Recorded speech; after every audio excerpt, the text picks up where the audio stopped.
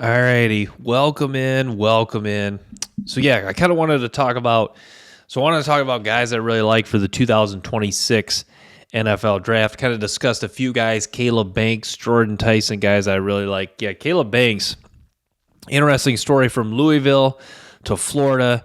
You hear Billy Napier, the coach of Florida, really say high things about Caleb Banks. He's a guy I think could really move upright. But I like going by the NFL mock draft database. This is the website I really like to go by and reference. So yeah, Arch Manning sits as the number one quarterback, number one player. In a lot of these way too early mock drafts, he's seen as the number one guy. I think it's really too early to. I'm kind of copping out with Arch Manning. I think he's got the tools, but it's really too early because the guy is yet to start a game for Texas. So Arch Manning's really a difficult guy to evaluate at this point. But yeah, it looks like the tools are there. He is bigger than I thought, 6'4", 225. He's probably officially only maybe 6'2", 6'3". He doesn't look quite 6'4". I would say the official height measurement, I would say he's probably about 6'2", probably 6'2 and a half, 6'3". They always kind of list the guys a little bit taller. But yeah, Arch Manning, he's got the tools. We'll see how the season unfolds this year. We'll see if he does end up being the first pick in next year's draft. He is the early Vegas betting favorite to be the number one quarterback for next year's draft. So Arch Manning sits as the consensus number one player. And in these is the betting favorite to go number one and is likely it has a chance to be not only the number one quarterback, but the number one overall player. Drew Aller too. Drew Aller is this. I think things could go one of two. I think things could go either one of two ways for Drew Aller next year. I think Drew Aller next year, I think he really takes off and really has a dominant season, or he takes a step back and you see maybe like Quinn Ewers. Like Quinn Ewers this time last year was discussed as being in way too early mock drafts as being a first round pick, and then you saw him kind of have had a pretty solid season at Texas, but not great overall. You didn't really see him take another step. So I think this year, Drew Aller, I think what could happen is you really see, like, let's say if Penn State, if he just played out of this world and Penn State wins the national championship, I think you'd be saying, okay, Drew Aller is a legitimate top quarterback in this draft and maybe is the number one overall pick and is right up there with, if Arch Manning has another, maybe Drew Aller is legit. But then say Penn State, maybe they have a good season, but Drew Aller struggles with turnovers. You don't really see him really take another step. Then maybe in this next draft, he could fall maybe to a day 3 guy. He could go rounds 4 through 7. So I could see it going one of two ways with Drew Aller. But I guess you could make that argument for Arch Manning, but I just think that there's so much hype around Arch Manning that I think if he has a disappointing season, I think he'll choose to come back. Drew Aller, I think, what is Drew Aller? He's at least a 4th-year guy, 5th-year guy at this point. So Drew Aller, I could see it really going one of two ways. I think he really knocks out of the park this year, or he does what Quinn Ewers does, and is a guy that comes into this season with a lot of hype, but maybe just doesn't progress and really falls further. It really has a kind of a free fall in next year's draft and maybe lasts until day 3. TJ Parker considered the number one edge for next year's draft. Yeah, there's things to like about TJ Parker, the way he uses his hands. I'd like to see him. I don't see enough speed to power. That's my concern with TJ Parker. He plays hard. He's a guy, his hands are always active, and he does pursue. He has high level competitive toughness, but I just don't see a top 3 pick. I don't see the number one edge rusher at a top 3 pick yet with TJ Parker. And that's the thing. Like, I don't know. Edge rusher's tough because, I don't know. TJ Parker, for me, I don't know. I think that, to me, I think I think he's going to fall, but I think he's going to fall. I think we're going to be talking about, I think TJ Parker kind of reminds me of a little bit of James Pierce last year. James Pierce was considered the number one edge rusher at this time last year in way too early mock drafts. I think that Parker's going to fall, but I think when it's all said and done next year, I think he'll be considered like a middle to late first round pick, just because I think there'll be a team that'll take him. Let's say I think he'll go late first round. I think there'll be a team that'll be like, man, I like his hand usage. I like how he competes. I like how he pursues. Big time program, or Clemson. Clemson's produced some pretty good edge rushers over the years. So I think all the boxes TJ Parker checks, even though the speed, like the overall power, and you don't see him. I don't see him winning enough one-on-one versus offensive tackles. That's my issue. I think with the good traits, but not enough winning consistently, I think that's what's going to hold teams back from, or that's what's going to hold TJ Parker back from being a top 5 to 10 pick. But I think there's enough there for him to still be a late first round pick and a guy that develops into a starter in the NFL who could have a nice career. Caden Proctor too. Yeah, I like Caden Proctor. Caden Proctor, I think, is going to be the consensus offensive tackle. And I think of any of these top guys, another guy I'll get to next, but I think Caden Proctor, a guy that's sitting in the top number 4, if any of the top 10 guys here, if one guy is going to stay, I think it's Caden Proctor. Just Caden Proctor has something. He has legitimate size. I mean,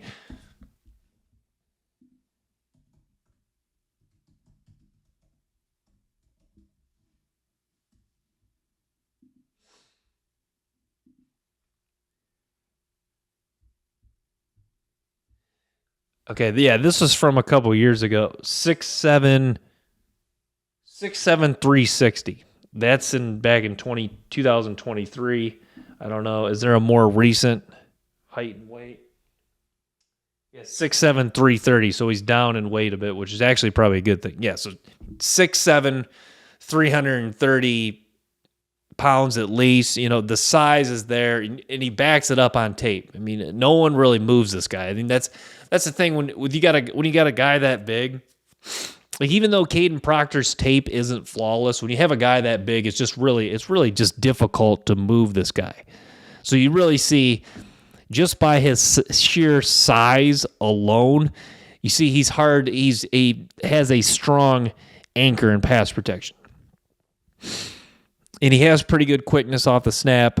His run blocking's pretty solid. But yeah, Caden Proctor, just like with the sheer size and just the way, like a lot of guys talk about this. Some guys just look like an NFL offensive tackle. Caden Proctor really just looks like an NFL tackle.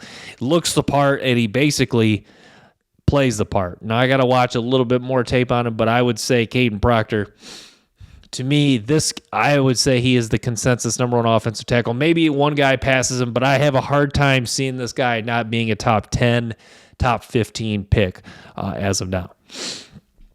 Caleb Downs, too. Yeah, Caleb Downs. Some people think I'm almost ready to, I think Pro Football Focus did, I'm almost ready to put Caleb Downs at this point as the number 1 player for next year's draft, just because another guy like Proctor, I have a hard time seeing him not being at least a top 10 player, at the very least a top 10 player next year's draft. Caleb Downs put a lot of high quality, has had a lot of high quality play already in his short 2 years in college football. First year with Alabama in 2023, and then this past year with Ohio State in 2024. So yeah, I really like Caleb Downs. Get into some guys I like. Sam Leavitt, the quarterback from, I don't know if I'm saying it, Sam Leavitt, quarterback from Arizona State. I really like this guy. You see why Arizona State had such a great season. This guy just sneaky fast. I kind of get vibes of Alex Smith watching this guy. He's fat. When he takes off and scrambles, he's faster than you think. When he drops back in the pocket, he moves around and navigates the pocket better than you think. And he just he doesn't, like, his arm isn't like anything spectacular, but he makes all these throws, and he makes all these throws look fairly easy. So yeah, I really like Sam Leavitt. Jake Slaughter, 2, the center from Florida.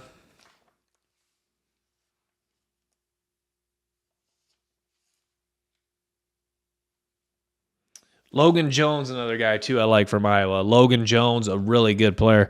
Not a lot to nitpick with his tape. I mean, this guy moves people. He sustains blocks. So, yeah, Logan Jones, the center of Iowa, is a really good player, too. Guess we kind of keep going down the list. Yeah, Garrett Nussmeier, number 6. Yeah, Nussmeier, this is... it's funny, his story could really be similar to Jaden Daniels if you think about it, because like Nussmeier gets his opportunity to start last year, plays pretty well. I kind of compared his story. His stories could be similar to Joe Burrow and Jaden Daniels, actually, when you think about it, because, yeah, finally gets his opportunity to start this past year in 2024, plays pretty well. I mean, if he enters the draft this year, he probably is, who knows, maybe a day 3 pick. Kind of like, yeah, I guess we'll stick with the comparison to Joe Burrow. Pretty good tape.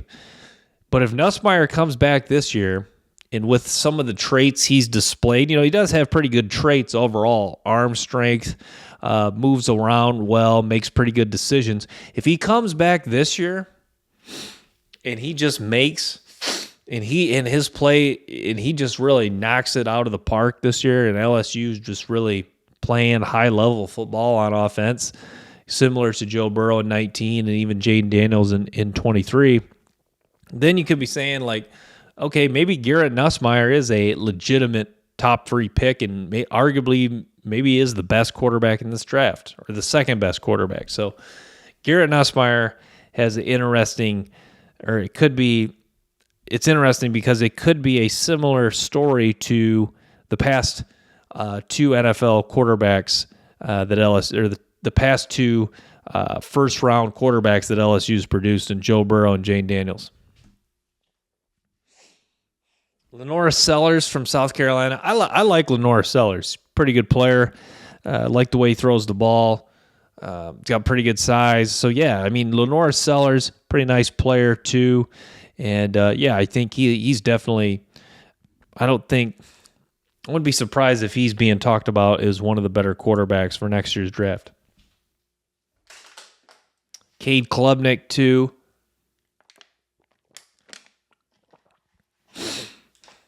Klubnik,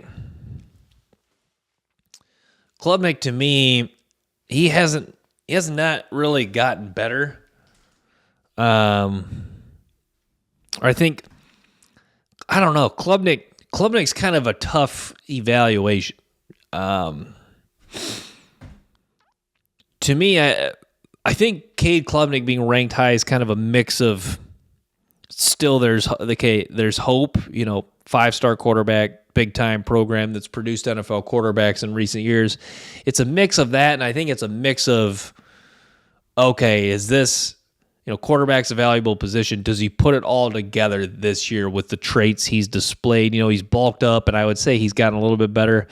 So I think putting Cade Klubnik high, I think it's a lot of hope. I think it's a lot of optimism for, the NFL draft media that likes talking about quarterbacks. And I think it's a lot of hope for potential quarterback needy teams that there's another capable guy in this class to go along with Sellers, Drew Aller, Manning, Nussmeier.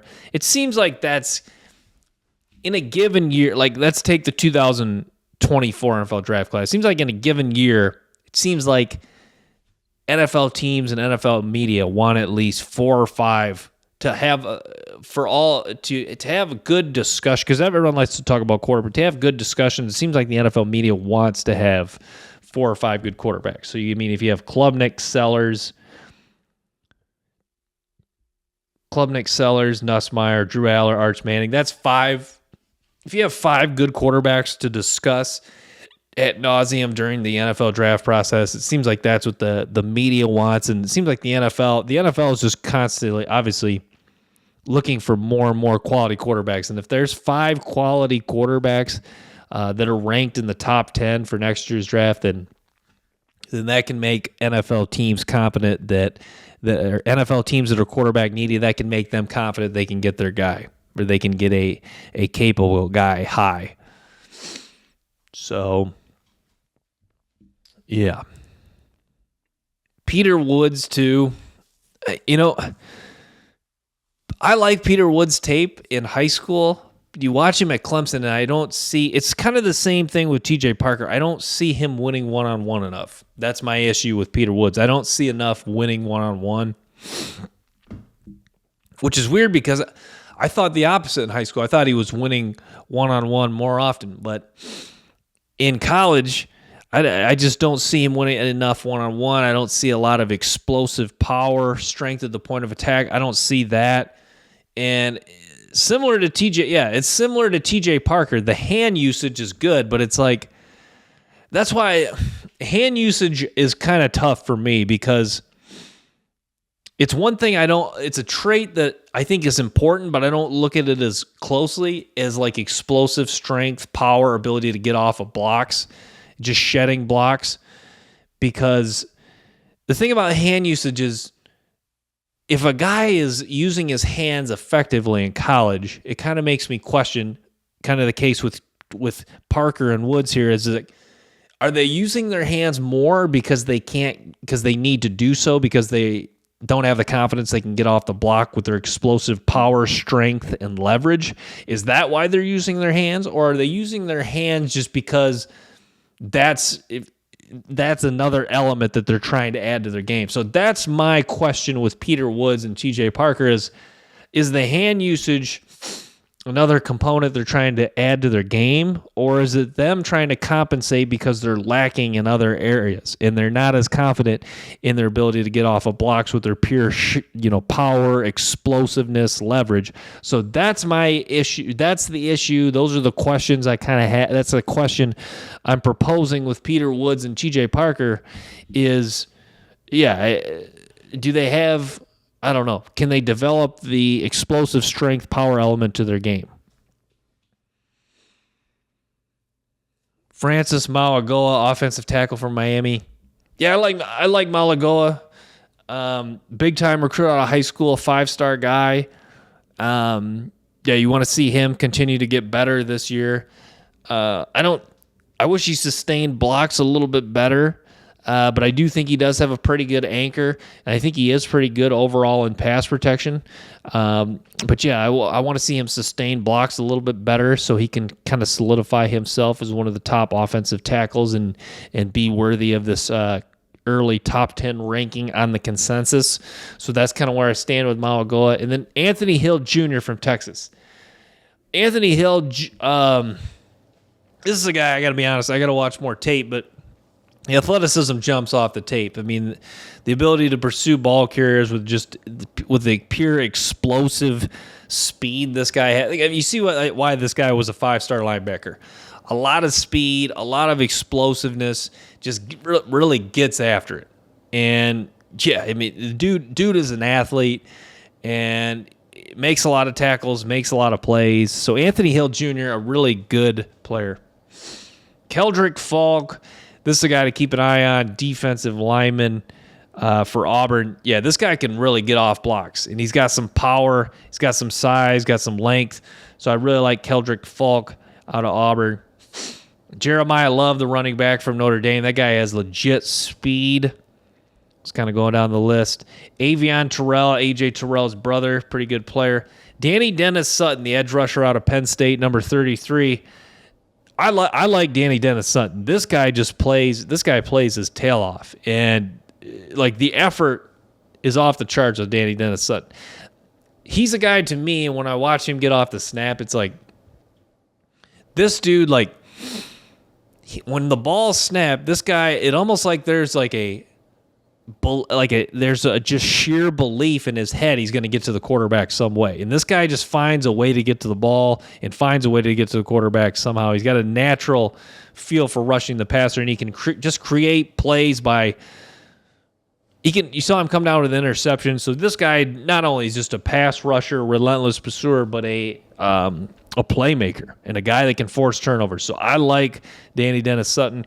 Carnell Tate, really rock solid wide receiver from Ohio State. He made an incredible catch against Penn State, so the ability to concentrate in traffic. Yeah, Cornell Tate, this is a guy I think could really, with Ibuka gone, I think could step into a bigger role and have a bigger, really nice season for Ohio State and maybe solidify himself as maybe the top receiver in this draft or at least one of the top receivers. Yeah, I talked about Caleb Banks. Caleb Banks kind of reminds me of Mason Smith a couple years ago. I don't know if you guys are familiar, still remember Mason Smith. I haven't followed too closely how he's done in the NFL, but Mason Smith, if you remember, he had an injury missed the entire 2022 season, came back in 2023, not as dominant as you thought, but when you watched him, you're like, okay, this guy just is pretty nimble, moves well for a guy that big, and just has a natural feel for how to just shed blocks, get off of blocks, uses leverage, navigate through traffic. I get similar vibes as Caleb Banks. Like Caleb Banks may not be as dominant, may not have as dominant play strength, explosiveness, leverage as you think, just because the guy just knows how to work through traffic and get off of blocks, uses leverage, like I was just talking about with Mason Smith. So yeah, that's why I like Caleb Banks, and he's going to be a guy that I think NFL teams really like. Jordan Tyson, the wide receiver from Arizona State. Yeah, it's interesting. There's a few wide receivers I'm really liking. Jordan Tyson from Arizona State. I like Cornell Tate from Ohio State, and then I like a guy I was watching last night. Surprised he's been hurt, but I'm surprised more people aren't talking about him.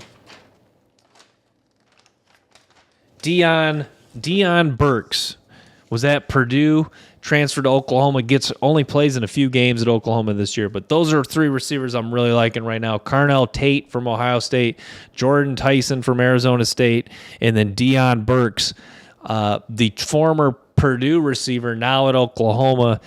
Looked like he played in just 5 games this year. Hopefully he's healthy because that guy is electric after the catch. Not the biggest guy height-wise, but he does have really good looks like he is a guy that really hits the gym hard. He's got a good muscle tone. So, yeah, Tyson, Tate, and Deion Burks, 3 receivers I'm liking. Malik Muhammad, cornerback from Texas, pretty good player. Mateo Uyunglele, the brother of DJ Uyunglele, got some power, some strength at the edge rusher position. LT Overton, the edge from Bama. I think LT Overton's a guy that's probably not going to get drafted high next year, but he's a guy that the team's going to probably fall in love with in the second, third round just because he is just a big, physically imposing edge rusher. No one really moves this guy. You can see him really hold the point of attack, and he gets off of blocks pretty well.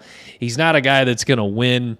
He's not going to have reps where he just wins with speed and power, but the power element is such a factor in just the fact that no one moves him. He's going to be a team that's looking for a 3-4 defensive end or a 4-3 defensive end. You just want that guy to hold the point of attack, stuff the run, just be stout, be physical, just be a problem to block. That's LT Overton. That's his game. So yeah, things to like about LT Overton, the edge rusher from Bama. Santari Perkins, linebacker from Mississippi. Yeah, Perkins struggles to get off of blocks just because the guy does not have legitimate play strength. But I'll say this about Perkins. This guy has legitimate short area burst and just overall speed and pursuit. And he does change a direction. The movement skills are very good for Santari Perkins. So whatever team drafts him, he's going to be probably an off-ball guy, but he's a guy that's he's going to know how to work through. He's a guy that's just going to be able to get to ball carriers quickly. So I think there's value in his game because even if you're not going to want to put him as a Mike linebacker and tell him to get off of blocks, work through traffic consistently. But if this is a guy who you're running a 3-4 and you play him as a weak side linebacker, is this a guy that can get to ball carriers quickly and save you yardage throughout the course of a season? Absolutely. That's what Santari Perkins' game is. Antonio Williams, a good receiver, too, from Clemson. I thought he might declare for this year's draft. He's a guy I've been watching for a couple years now. Really not a lot of flaws to his game. I don't think maybe he has a potentially high ceiling to become an elite receiver in the NFL, but I think there's enough traits there for him to really succeed in the NFL, for him to really be a rock solid slot receiver who could also do some things on the outside. I think that's what you get from Antonio Williams. Kind of reminds me, you kind of get vibes of Emeka Egbuka. I think this is a guy that's going to come in wherever he gets drafted next year. I know that's a long ways away.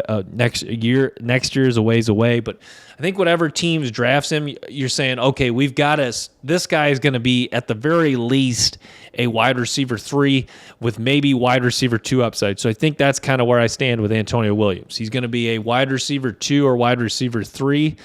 I think if you're drafting him to be a wide receiver, well, obviously I got to be careful. Still has another year to put more on tape. But I think this guy right now, if you were to draft him hypothetically as a wide receiver 1, I think that would be a stretch. But yeah, this is a guy I think I think his floor in the NFL is a wide receiver 3, maybe a solid wide receiver 2. But I think a strong wide receiver 3 is a very reasonable expectation for Antonio Williams at the next level. Nick Singleton. He's a guy that he's been good 3 years at Penn State, but I think the speed, burst, long runs, he has some really good traits, but I think he's maybe not. I think the vision, elusiveness, I think he lacks in some other areas, but he does have some high-level traits that have made him have a strong 3 years at Penn State, but I don't think he's going to be viewed as, 5-star running back out of high school. I don't think we're going to see Singleton have a season like Ashton Jenney, like Omarion Hampton, where he's viewed as a first-round running back. I think Singleton probably goes middle to late second round, and I think NFL teams are saying this is a guy who's probably could be a solid starting running back or could be a really strong RB2 on a football team. So that's kind of where I sit with Singleton. Dylan Thieneman. Like this guy. Purdue, safety at Purdue, is going to play at Oregon this year. Thieneman, it's tough with Thieneman because, he makes so many plays that you almost want to give him a bump for being more athletic, being more, for having better movement skills. I think this guy is just so instinctive and so instinctive, so fundamentally sound, in just always in the right place at the right time, that I think you almost think that his movement skills are better than they are. I think he does kind of lack a little bit of overall speed, burst, and change of direction. But I think there's just for his NFL production, I think there is value in just that the guy just plays the position so well and he's so fundamental. I think in the traits that I name that he does well, being in the right position, being fundamentally sound, tackling very well. I think the things that he does well are so valuable that I think they're going to kind of override some of the lacking, maybe, movement skills that Thieneman has with the burst, overall speed. But yeah, Thieneman, this is a guy that's a playmaker and just did a lot of nice things for the Purdue defense last year, and he's going to transfer to Oregon this year. Carson Beck, now at Miami, former Georgia quarterback. Yeah, I don't know.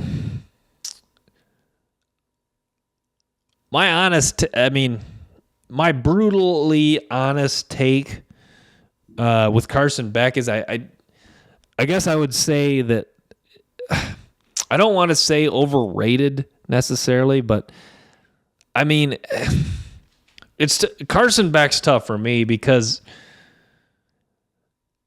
I think it's kind of like Drew Aller. I think either he knocks it out of the park this season. The new team, new opportunity, new season, new teammates, new receivers to throw to. I think he either knocks it out of the park and he stays a first-round quarterback, or I think he just plays okay or maybe even takes a big step back and fall. Like I think Quinn Ewers showed that, like, if you have high expectations coming in as a quarterback and you take a step back, that really even hurts your draft. That hurts your draft stock a lot. I don't know if I've articulated that point the best, but I think, like, Carson Beck's draft stock is really teetering. It's really either gonna, it's boom. I guess I'll say it's boom or bust. So I think things all click this year at Miami, and maybe it's a Cam Ward situation, and he just tears it up at Miami and he solidifies himself as another first round quarterback, or he just falls off. But sadly, I think that's going to happen with either Aller, Klubnik, Beck, or all three of these guys. I think they're really going to knock it out of the park this year, and they're going to keep that first round status, maybe a top 10, 15 pick, or it's all going to fall off. And we're talking about where these guys are going to go on day 3. I think that's kind of the boomer bust is a thing with Beck, Klubnik, and with Drew Aller. And then, with Arch Manning, I think if he doesn't have the season we think, I think he just goes back to Texas. Denzel Boston, good receiver out of Washington. Really nice season this past year. Caleb Lomu, good offensive tackle from Utah. Zachariah Branch, guy with a lot of speed, was at USC, now going to transfer over to Georgia. Austin Barber, talented offensive tackle from Florida. Sonny Styles, an athletic linebacker at Ohio State. A guy that might be a tweener. Is he a strong safety? Is an off-ball linebacker? I don't know. It'd be interesting to see. Aaron Anderson, speedy wide receiver out of LSU. Deontay Lawson, talented linebacker from Alabama, is going to choose to come back. I think it's his 5th year now. David Bailey, edge rusher out of Stanford. David Bailey this is a guy who, okay, it's interesting here. 46th overall in the consensus. His peak, he was 24th overall. Projected to go in most, I don't know if this is the projection for NFL mock draft, but projected to go 22 overall to the Chargers. Obviously, early projection. But yeah, David Bailey, this is a guy that's like, I'm thinking, why is he not getting discussed more? I know it's really early in the process, but I'm watching David Bailey. I'm like, okay, I mean, this guy hits, can rush the passer, covers well. I mean, there's really no weakness to this guy. Again, listed at 6'3", 250. Got some power, knows how to get off of blocks. I'm thinking, like, what am I missing with this guy? I know it's early in the process, but I'm thinking, like, this guy has a chance to really rise up. And I know sitting at 46 in the consensus board, he's not too far down the list, but is this a guy that if he has a monster year this year, he's going to play at Texas Tech this year. If he has a big year this year and it really takes off at Texas Tech, this guy I think could be like discussed as maybe a top 10, at least 15 to 20 player. So I think you could see David Bailey rise up, 20, 25 spots here.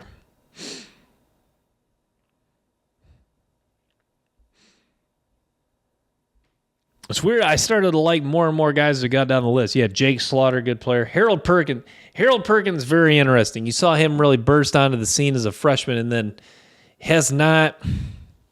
They've kind of moved him around, edge rusher, off ball. It could be tough could Harold Perkins be a case of it could be like the Jalen Walker situation this year. Like, he's a darn good football player. I think that Jalen Walker got that tag, darn good football player. Like, is that the case with Harold Perkins? Just as a darn good football player, but maybe he's a tweener, so that's what's going to hold him back. Can play multiple positions really well, but maybe not elite at one position. Could that be kind of the story with Harold Perkins? Yeah. But the thing that's different with Harold Perkins, what'll differ from Walker, I think Harold Perkins will put on a show at the combine. So it could be like Isaiah Simmons. I think Perkins will test off the charts, 40, 10-yard split, agility drills, vertical. This is a guy who is a athletic freak. And yeah, was once sitting at 4th overall for next year's draft, now at 55. I think Harold Perkins coming off an injury this past year. I think if he has a good year this year, gets back on track, you can see him rise back up. But yeah, it goes back to the discussion. Is he an edge rusher? Is he a Mike linebacker? Is he an off-ball linebacker? Maybe is he even a strong safety in the NFL? Or heck, is he even nickel? Like, where's Harold Perkins going to play? How are they going to use him? And how valuable is a guy, especially like, say Jalen Walker has a tough year with the Falcons? Like, is the NFL going to start to shy away from guys that are tweeners, like Harold Perkins, or going back a few years, like Isaiah Simmons? It's an interesting conversation. Eli Stowers is a guy I like at tight end. This guy's probably my number one tight end right now. I like Stowers a lot. Quarterback out of high school, spent 2 years at Texas A&M, and then where was he at? New Mexico State, I believe. And then he transfers to Vanderbilt. Was it New Mexico State? Let me double check. I want to get my facts straight here.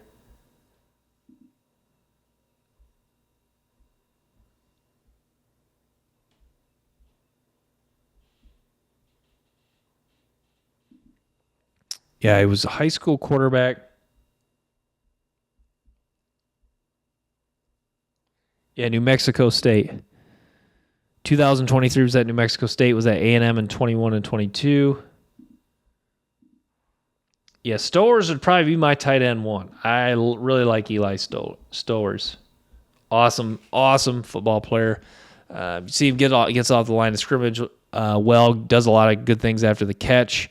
Not a great blocker, but shows it certainly a willingness to do so. Evan Stewart, good football player too, had a nice season. Another transfer from A&M to Oregon. Dalen Everett too, corner from Georgia. Everett really just competes, gets after it. Really like his game. Keon Sabb, safety from Alabama, was at Michigan too. Sabb, just a good all-around player. I don't know. It's tough for me to project his NFL career. He's been rock solid, but the issue with Keon Sabb is he never was able to get meaningful playing time at Michigan, which you could say that happens. But to me, Michigan, I don't know, not just because I'm a fan of Michigan. Michigan's done a good job of making sure the best player gets on the field. And the fact that that's what they've said about Keon Sabb, I think, not to be too critical of him, but the fact that he wasn't able to get meaningful time at Michigan, I think says a lot. Now people will be like, well, look, he's got meaningful time at Alabama. I'm like, well, I mean, Alabama also was not as strong they weren't as strong at safety and defensive back this year compared to other years. So, and yes, I think Sabb just is who he is. He's a solid player, but I don't think he's not a elite difference maker. And I think he's a guy I think is probably a backup defensive back, reserve defensive back in the NFL, maybe a high level, a guy that can contribute on special teams. I don't want to rip into Key. I say that I say that as a compliment to Sabb because I don't know. I like Keon Sabb. I just don't. I think coming into Michigan, like he was a pretty high recruit. I think there was more hope for him, and I think that there's still hope. But I don't want to. I don't know what I'm trying to say. I don't want to get too. I don't want to make something that's not. I don't want to hype up. I don't know. Keon Sabb. Bottom line, Keon Sabb, solid player for Alabama. Nick Anderson too, transfer from Oklahoma to LSU, wide receiver, good player. Caden Green, yeah, good player I like, offensive tackle from Missouri. Justice Haynes, running back, transfer from Alabama to Michigan. This guy really got a good burst. You can really see him explode through openings. Mekhi Hughes, really good running back from Tulane. He's going to play at Oregon this year. Kenyon Sadiq, another really talented tight end in this class. Just want to see more of him this year. 2 touchdowns in the Big Ten Championship against Purdue. Jermaine Matthews, interesting guy, corner from Ohio State, high recruit guy I like. athletic guy. We'll see if he steps into a bigger role. Probably going to step into a starting role with Denzel Burke being gone at Ohio State, and then Jair Hill too. Saw an expert come out and say Jair Hill is going to be could be a first round pick. I like Jair Hill.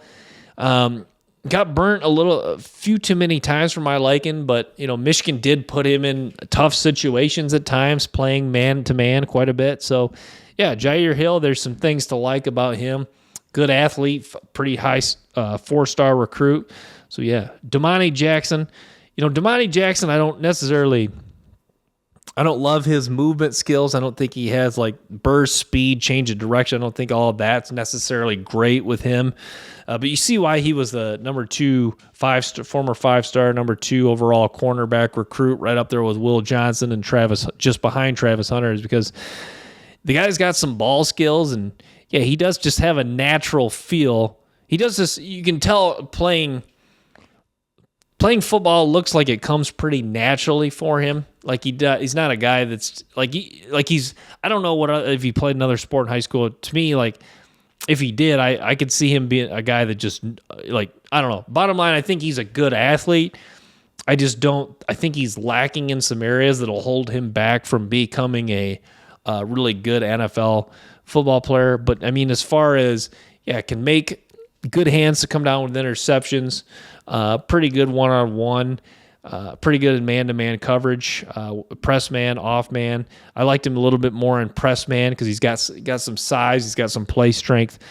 So yeah, there's things to like about Damani Jackson. Darrell Jackson from Florida State too, good player, defensive tackle, has got some strength at the point of attack. C.J. Baxter, interesting guy, former 5-star. Baxter was hurt and missed this entire year in 2024, but played very well in 2023. Jaden Greathouse, a wide receiver out of Notre Dame. He's a good player. Saw him make some plays, had a really nice catch in the national championship game. Whit Weeks, linebacker from LSU. Yeah, Whit Weeks, this guy who, really good football player. See him work through traffic pretty well, makes a lot of tackles, pursues, plays hard. Some other guys I want to talk about. DeMonte Capart's interesting. This guy gets off the snap quickly, very explosive, very strong at the point of attack, gets off of blocks pretty well, actually pursues pretty well for being a very big man. So, yeah, that guy, he's interesting. Not super productive, but I think the NFL team's going to see value in him just because of how strong he is at the point of attack and how just hard to move this guy is and how much space he clogs up. Davison Igbinosun, the Ohio State corner, another really good player, competes hard, maybe not the fastest, quickest guy, but just his physicality with receivers really helps him. Ethan Anonoa, the offensive tackle from Rice. He's going to transfer to Ohio State. Good player. Yeah, my guy Deion Burks. Deion Burks just electric after the catch, and you see he just got really good hands.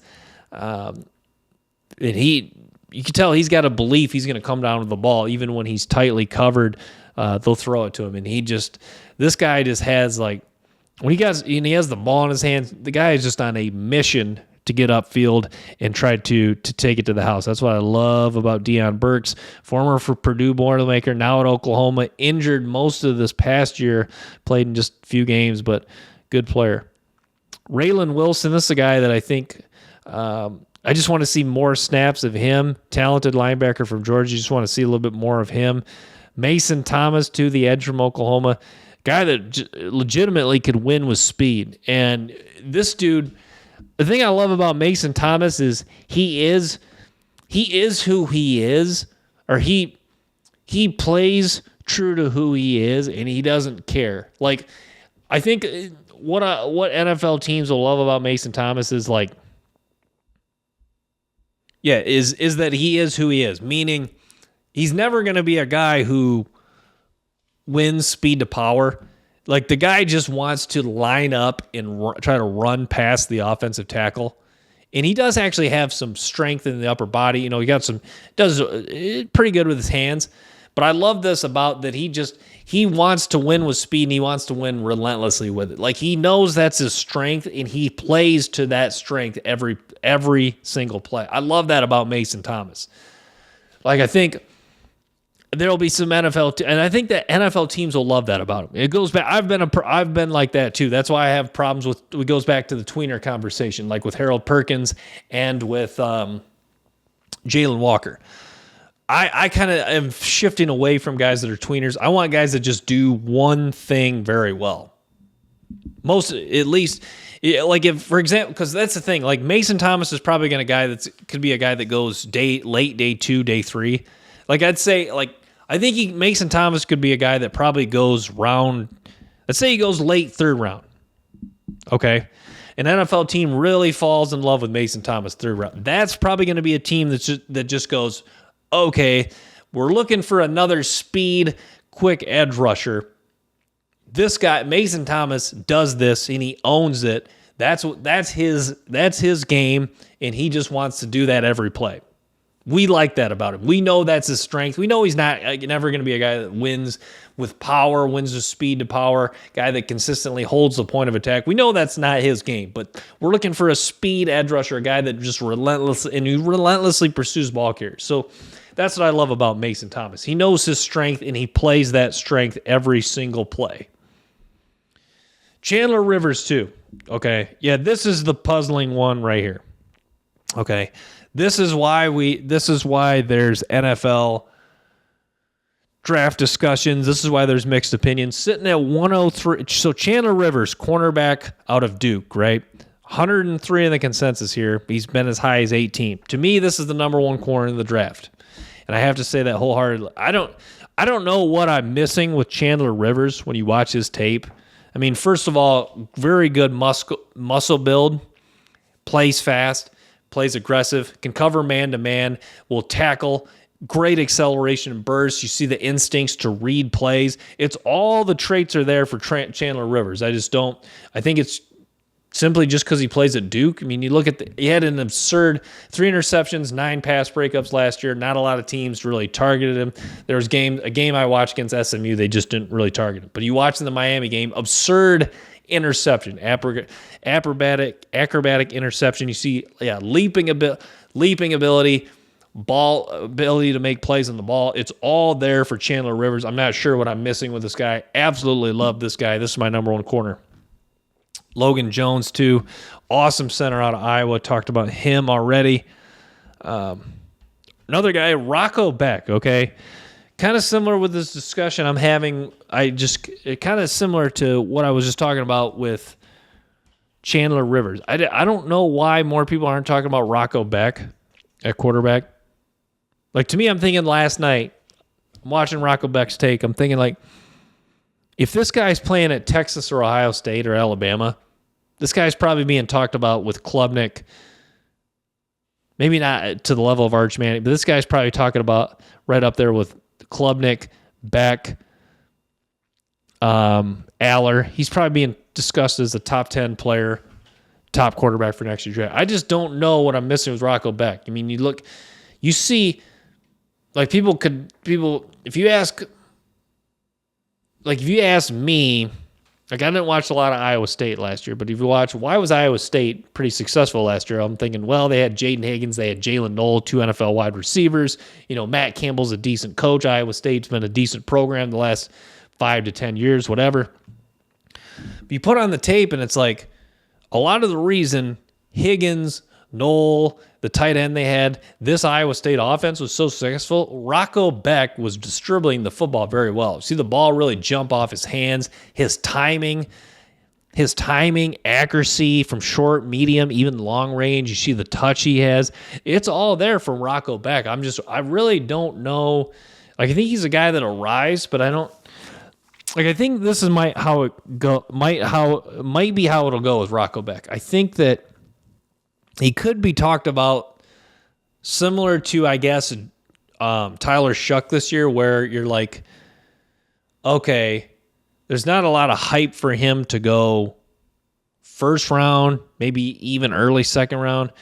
But there might be some analysts that slowly kind of say, no, I really like Rocco Beck. He may be my number 2-3 quarterback. And I think you'll hear NFL teams that, let's say hypothetically, Arch Manning does live up to the hype this year, that I think you'll hear a lot of NFL teams anonymously saying, this guy's our number 2 quarterback. This guy's our number 3. You know, everyone's talking about Klubnik and, you know, say Klubnik's up there and Beck and all these guys. I think, you know, you could hear Rocco Beck being a sneaky QB2, QB3 for next year's draft. And obviously next season's still a ways away, and next NFL draft still a ways away, but I do really like Rocco Beck quite a bit. Kelby Collins from Florida, I just wanted to see more snaps of him. Derek Moore from Michigan. Derek Moore, that's another guy sitting way down here in the consensus I think could rise. Derek Moore, I think he's the case like with a lot of Michigan edge rushers that just get better throughout their career. Kwity Paye, Aiden Hutchinson, I know Chris Jenkins is more of like a D tackle, but he was a guy that just got better and better. I think Derek Moore is the case. Josiah Stewart too. You see numerous Michigan defensive linemen, edge rusher. Chris Wormley was another guy going back. I know his NFL career was not a very high. He did not necessarily play at a high level in the NFL, but Derek Moore, I think, is a guy that's just going to get better and better. And I think this year could be where things all click for Derek Moore. Like Derek Moore, like if you're a casual college football fan outside of the Michigan, if you're a casual fan of college football and you're not a Michigan football fan, you probably don't know Derek Moore's name. But I think he's a guy who, maybe not to the level of Aiden Hutchinson, but I think he's a guy that could really take off, and he's a guy that's probably being talked about as maybe a top 30, 40 player in a top 5, 6 edge rusher for next year's draft. But I guess, I don't know. Bottom line, I don't know. Maybe that might not even click for him, but I think Derek Moore definitely rises for the 114th rank. Yeah, some of these guys further past, I've watched about 109, 110 guys, not at full length. Eugene Wilson, this is an interesting guy. I kind of get vibes. I haven't watched him a whole lot at Florida, but you kind of get vibes of Luther Burden, a guy that, you know, slot receiver ability with speed, can win downfield, stretch the field. That's the guy. He sits at 113. Any other guys I kind of wanted to touch on here before I wrap up? Cage Casey, another good player here, offensive tackle from Boise State. Pleasant surprise too. Turn on his tape.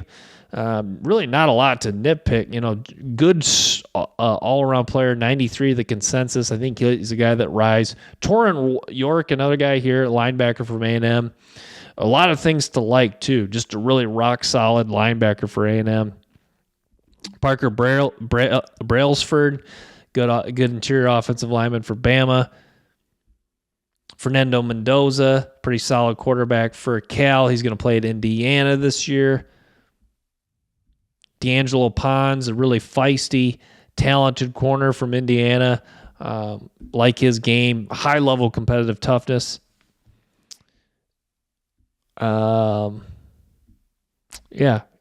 So I'm going to wrap with that, guys. Thanks for tuning into the show. Stay tuned for more episodes and clips from the Brand Partial Show.